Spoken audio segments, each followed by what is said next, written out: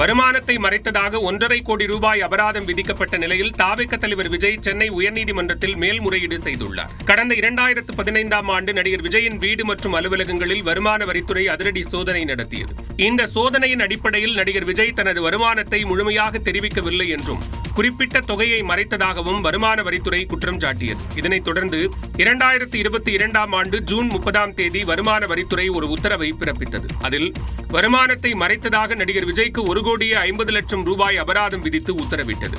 இதனை எதிர்த்து விஜய் தாக்கல் செய்த மனுவை விசாரித்த சென்னை உயர்நீதிமன்ற தனி நீதிபதி அபராதம் விதித்த உத்தரவில் எந்த சட்டவிரோதமும் இல்லை என்றும் நீதிமன்றம் தலையிட எந்த காரணமும் இல்லை என்று கூறி தள்ளுபடி செய்தது. இந்த நிலையில் உத்தரவை எதிர்த்து நடிகர் விஜய் சென்னை உயர்நீதிமன்ற 2 நீதிபதிகள் அமர்வில் மேல்முறையீடு செய்துள்ளார். அது விரைவில் விசாரணைக்கு வரும் என்று எதிர்பார்க்கப்படுகிறது. நெல்லையில் உள்ள சாந்தி ஸ்வீட்ஸ் அல்வா கடையில் வருமான வரித்துறை அதிகாரிகள் நடத்திய சோதனையில் ஆவணங்கள் மட்டுமே பறிமுதல் செய்யப்பட்டதாகவும் பணம் எதுவும் சிக்கவில்லை என்றும் தகவல் வெளியாகியுள்ளது. நெல்லை சந்திப்பு பகுதியில் சாந்தி ஸ்வீட்ஸ் என்ற பிரபல அல்வா தயாரிப்பு நிறுவனம் செயல்பட்டு வருகிறது. இங்கு தினசரி அல்வா மற்றும் பல்வேறு இனிப்பு கார வகைகள் விற்பனை மூலம் பல லட்சம் ரூபாய் வருவாய் கிடைக்கும் நிலையில் தேர்தலை முன்னிட்டு அரசியல் கட்சி வேட்பாளர் ஒருவருக்கு ரொக்கமாக பணம் பரிமாறப்படுவதாக வருமான வரித்துறைக்கு ரகசிய தகவல் சென்றதாக கூறப்படுகிறது. இதன் அடிப்படையில் மதுரையில் இருந்து வந்த வருமான வரித்துறையின் சிறப்பு பிரிவு அதிகாரிகள் சாந்தி ஸ்வீட்ஸ் கடை அமைந்துள்ள சந்திப்பு பகுதி மட்டுமின்றி அல்வா தயாரிக்கும் கூடம் மற்றும் தச்சநல்லூர் பகுதியில் உள்ள உரிமையாளரின் இல்லம் உள்ளிட்ட இடங்களில் சோதனை நடத்தினர். 8 மணி நேரம் நீடித்த சோதனையில் பணம் எதுவும் பறிமுதல் செய்யப்படவில்லை என தகவல் வெளியாகியுள்ளது. விருதுநகர் மாவட்டம் சாத்தூர் அருகே பட்டாசு ஆலையில் ஏற்பட்ட பயங்கர வெடிவிபத்தில் ஒருவர் உயிரிழந்தார். சத்திரப்பட்டியில் கண்ணன் என்பவருக்கு சொந்தமான எக்ஸல் பட்டாசு ஆலையில் 60 தொழிலாளர்கள் பணியில் இருந்தபோது எதிர்பாராத விதமாக வெடிவிபத்து ஏற்பட்டது. அடுத்தடுத்து 4 முறை வெடிச்சத்தம் கேட்டதில் சுமார் 6 கிலோமீட்டர் சுற்றளவுக்கு நில அதிர்வு உணரப்பட்டது. இதனால் கிராம மக்கள் அச்சமடைந்தனர். 20க்கும் மேற்பட்ட அறைகளில் பட்டாசு உற்பத்தி நடைபெற்று வந்த நிலையில் 10 அறைகள் தரைமட்டமாகின. ஆலை வளாகத்திலிருந்து 5 இருசக்கர வாகனங்களும் தீக்கிரையாகின.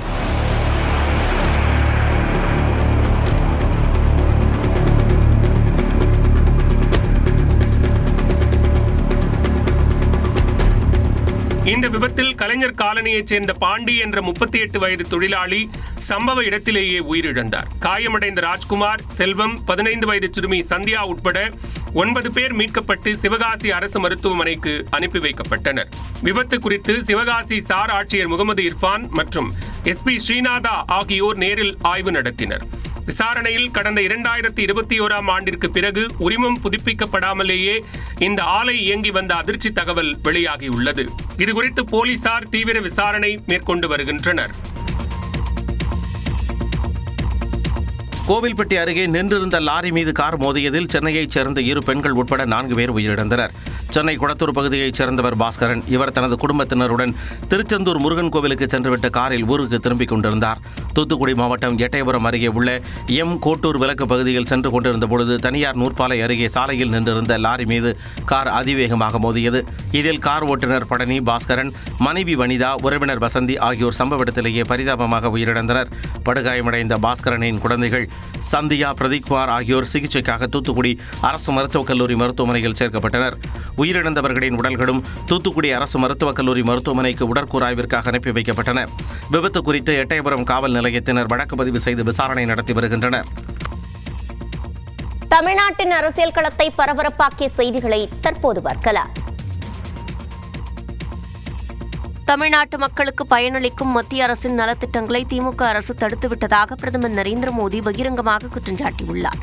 சட்டமன்ற தேர்தலை முன்னிட்டு தமிழ்நாடு பாஜக வாக்குச்சாவடி முகவர்களுடன் பிரதமர் மோடி காணொலி வாயிலாக ஆலோசனை நடத்தினார். அப்போது திமுக அரசு முறையான கணக்கெடுப்புகளை நடத்த தவறியதன் விளைவாக அனைவருக்கும் வீடு வழங்கும் திட்டம் போன்ற மத்திய அரசின் திட்டங்கள் தகுதி உள்ளவர்களுக்கு கிடைக்காமல் போனதாக சாடினார். தமிழகத்தில் பெண்களின் பாதுகாப்பு கேள்விக்குறியாக உள்ளதாகவும் போதைப்பொருள் மற்றும் கள்ளச்சாராய புழக்கம் அதிகரித்துள்ளதாகவும் கவலை தெரிவித்த பிரதமர் மோடி தமிழகத்தில் எடப்பாடி பழனிசாமி தலைமையிலான இரட்டை இன்ஜின் அரசு அமைய வேண்டும் என்றும் கூறினார். இந்த ஆலோசனை கூட்டத்திற்கு பின் செய்தியாளர்களிடம் பேசிய மத்திய அமைச்சர் பியூஷ் கோயல் EPS தலைமையிலான NDA ஆட்சி அமையும் என்றார். Corrupt DMK government is defeated so that Udayanidhi Stalin cannot become the chief minister of the state.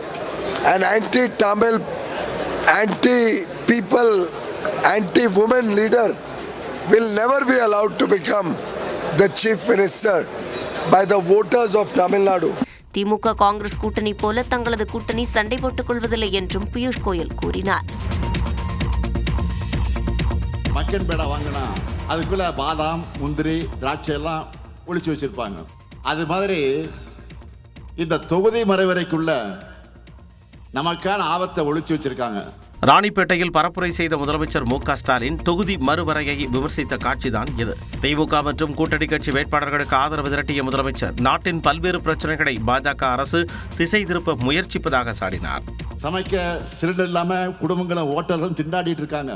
Auto ஓட்டுநர் வண்டி ஓட்ட கேஸ் கிடைக்காம தவிக்கிறாங்க, புலம்புறாங்க.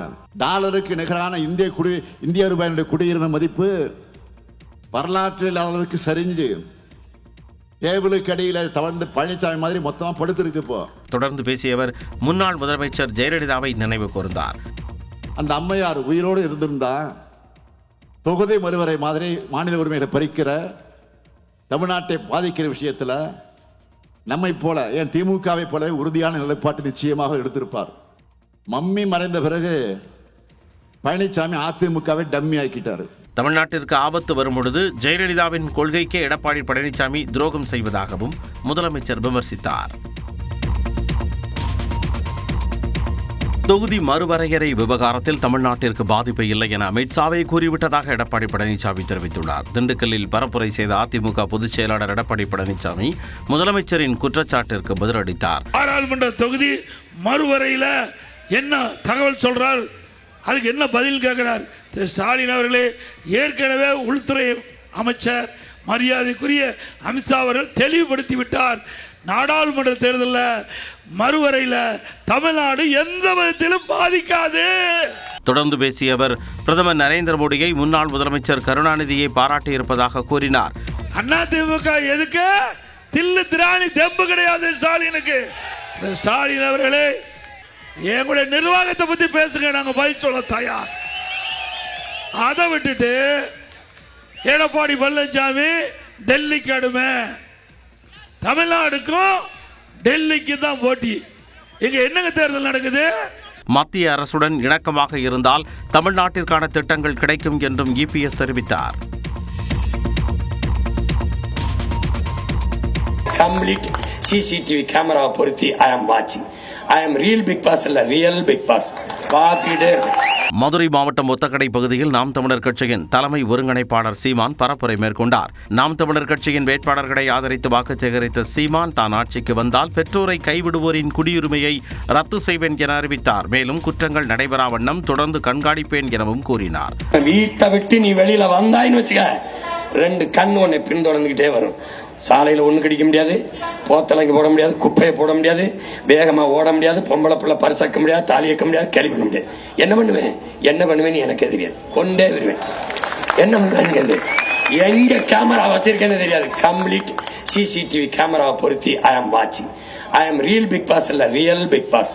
பாத்துக்கிட்டே நாம் தமிழர் ஆட்சிக்கு வந்தால் தமிழ்நாடு அரசை பயோகேஸை உபயோகித்து சிலிண்டர் மூலம் விநியோகிக்கும் எனவும் சீமான் உறுதியளித்தார். நெல் சாகுபடி ஊக்கத்தொகை விவகாரத்தில் நீண்ட விளக்கம் அளித்ததன் மூலமே நிர்மலா சீதாராமன் பொய் அம்பலமாகிவிட்டதாக முதலமைச்சர் மு.க. ஸ்டாலின் தெரிவித்துள்ளார். நெல் சாகுபடிக்கு ஊக்கத்தொகை வழங்க வேண்டாம் என்று தலைமைச் செயலருக்கு மத்திய அரசு கடிதம் அனுப்பியதாக முதலமைச்சர் மு.க. ஸ்டாலின் குற்றம் சாட்டியிருந்தார். மேலும் இது தொடர்பான கடிதத்தை பொதுவில் வெளியிட தயாரா எனவும் கேள்வி எழுப்பியிருந்தார். இதற்கு பதிலளிக்கும் விதமாக நிதியமைச்சர் நிர்மலா சீதாராமன் அக்கடிதத்தை வெளியிட்டு நெல் சாகுபடிக்கு ஊக்கத்தொகை வழங்க வேண்டாம் என்று மத்திய அரசு உத்தரவிட்டுள்ளதாக முதலமைச்சர் கூறியது உண்மைக்கு புறம்பானது என்றும் மாநில அரசின் அதிகாரத்தை யாரும் பறிக்கவில்லை எனவும் தனது எக்ஸ் பக்கத்தில் பதிவிட்டிருந்தார். இந்நிலையில் நெல் கொள்முதல் ஊக்கத்தொகை விவகாரத்தில் நீண்ட விளக்கம் அளித்ததன் மூலம் நிர்மலா சீதாராமனின் பொய் அம்பலப்பட்டு விட்டதாகவும் நெல்லுக்கு ஊக்கத்தொகை தரக்கூடாது என்ற கோரிக்கையை மாநிலங்கள் சில ஏற்றதாக கூறுவது உண்மைக்கு புறம்பானது எனவும் முதலமைச்சர் மு.க. ஸ்டாலின் பதிலடி கொடுத்துள்ளார். பிரதமர் மோடி தமிழ் பேசுவதை கொண்டாட வேண்டிய அவசியம் இல்லை என்று திமுக துணை பொதுச் செயலாளர் கனிமொழி தெரிவித்துள்ளார். கன்னியாகுமரி தொகுதி திமுக வேட்பாளர் மகேஷை ஆதரித்து தெங்கம்புதூர் பகுதியில் பரப்புரை மேற்கொண்ட அவர் தமிழ்நாட்டின் உரிமைகளை எப்போதும் விட்டுத்தர மாட்டோம் என்றும் திட்டவட்டமாக கூறினார். எல்லா இடங்களிலும் தமிழர்களை குறைத்து பேசிவிட்டு தமிழர்களை தரக்குறைவாக விமர்சித்துவிட்டு இன்று நம்மிடையே வந்து தமிழ்நாட்டில் எங்களுக்கு ஓட்டு போடுங்க அப்படின்னு கேட்கக்கூடிய தைரியம் எங்கிருந்து வருகிறது? செங்கல்பட்டு தொகுதி திமுக வேட்பாளர் கார்த்திக் தண்டபாணியை ஆதரித்து பரப்புரை மேற்கொண்ட விசிக தலைவர் திருமாவளவன் விஜயை பார்க்க லட்சக்கணக்கானோர் திரள்வதாக திட்டமிட்டு பகிரப்படுவதாக விமர்சித்தார்.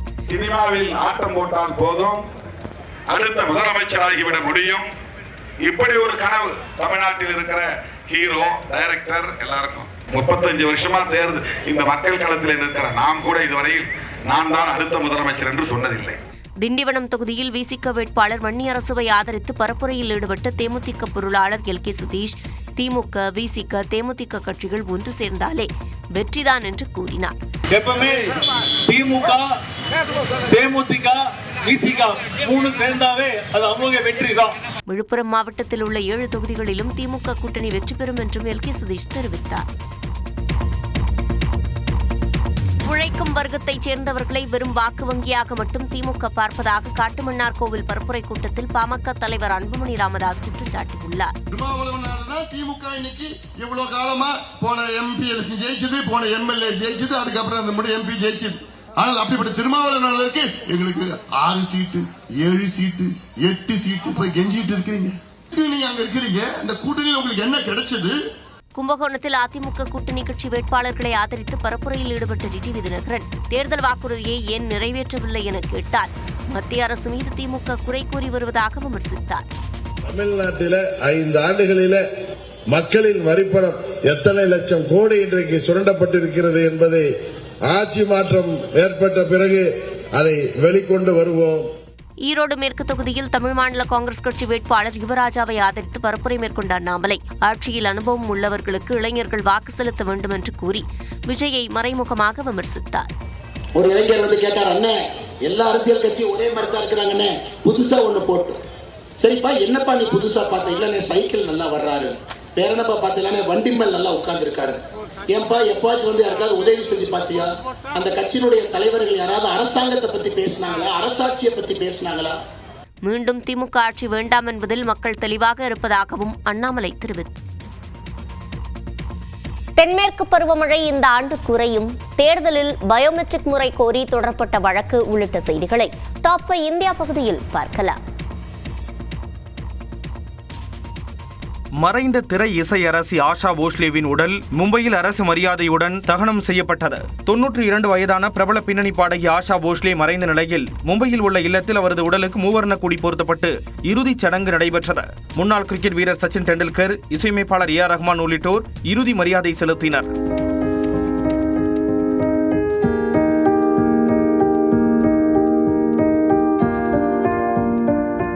பின்னர் அவரது உடல் ஊர்வலமாக எடுத்துச் செல்லப்பட்டது.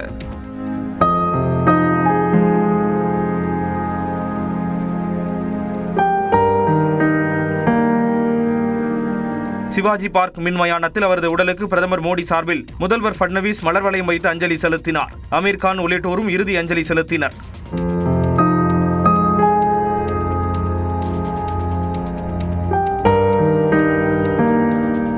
பின்னர் அரசு மரியாதையுடன் உடல் தகனம் செய்யப்பட்டது. 21ஆம் நூற்றாண்டின் மிகப்பெரிய முடிவுகளில் ஒன்றை நாடு எடுக்கப் போவதாக பிரதமர் மோடி பெருமிதம் தெரிவித்துள்ளார்.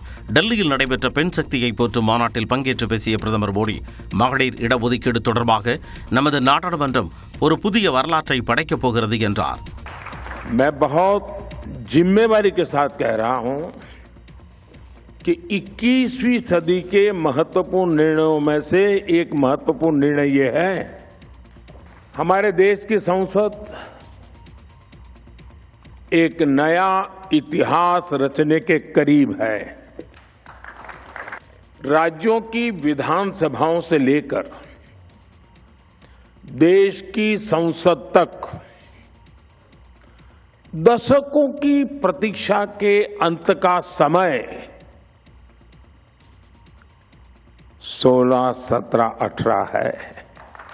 மகளிர் இடஒதுக்கீடு மசோதா நிறைவேற்றப்பட்ட போது அதை 2029ஆம் ஆண்டிற்குள் அமல்படுத்த வேண்டும் என எதிர்க்கட்சிகள் கோரிக்கை விடுத்ததாகவும் அதை ஏற்று வருகின்ற 16ஆம் தேதி முதல் நாடாளுமன்றத்தில் விரிவான விவாதம் நடத்தப்படும் என்றும் பிரதமர் கூறினார்.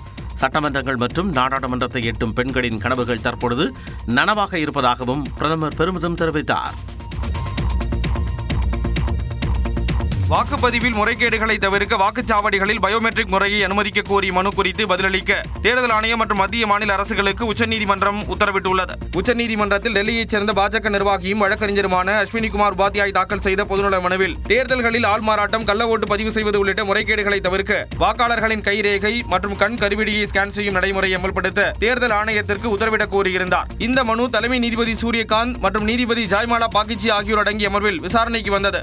அப்போது மனுதாரர் தரப்பில் பயோமெட்ரிக் நடைமுறை அமல்படுத்துவதன் மூலம் தேர்தல்களில் வாக்காளர் முறைகேடுகளை தவிர்க்க முடியும் என்றும் அடுத்தடுத்து வரும் சட்டப்பேரவை மற்றும் நாடாளுமன்ற தேர்தல்களில் இந்த நடைமுறையை அமல்படுத்த உத்தரவிட வேண்டும் என வாதிட்டார். இதனைத் தொடர்ந்து மனு தொடர்பாக பதிலளிக்க தேர்தல் ஆணையம் மற்றும் மத்திய மாநில அரசுகளுக்கு நோட்டீஸ் அனுப்ப நீதிபதிகள் உத்தரவிட்டனர். தென்மேற்கு பருவமழை இந்த ஆண்டு இயல்பை விட குறைவாகவே இருக்கும் என இந்திய வானிலை ஆய்வு மையம் கணித்துள்ளது. ஜூன் முதல் செப்டம்பர் வரையிலான காலகட்டத்தில் இந்தியா தென்மேற்கு பருவமழை மூலம் நீண்டகால சராசரியாக 87 சென்டிமீட்டர் அளவிலான மழையை பெற்று வருகிறது. ஆனால் நடப்பாண்டில் இதில் 92% மட்டுமே பெற வாய்ப்புள்ளதாக இந்திய வானிலை மையம் தெரிவித்துள்ளது. இது தொடர்பாக செய்தியாளர்களிடம் பேசிய புவி அறிவியல் அமைச்சகத்தின் செயலாளர் ரவிச்சந்திரன், எல்னினோ எதிரொலியாக நடப்பாண்டில் தென்மேற்கு பருவமழை குறையும் என எச்சரித்தார். கடைசியாக 2023ஆம் ஆண்டு சராசரியை விட குறைவாக 96% அளவிற்கான மழைக்கு வாய்ப்புள்ளதாக கணிக்கப்பட்டது. அதற்கு முன்பு 2015ஆம் ஆண்டு 93% அளவிற்கான மழையை எதிர்பார்க்கலாம் என கூறப்பட்டது. ஆனால் வெறும் 86% அளவிற்கான மழையை பொழிந்த நிலையில் அது நாட்டின் மிக மோசமான வறட்சி ஆண்டுகளில் ஒன்றாக மாறியது குறிப்பிடத்தக்கது.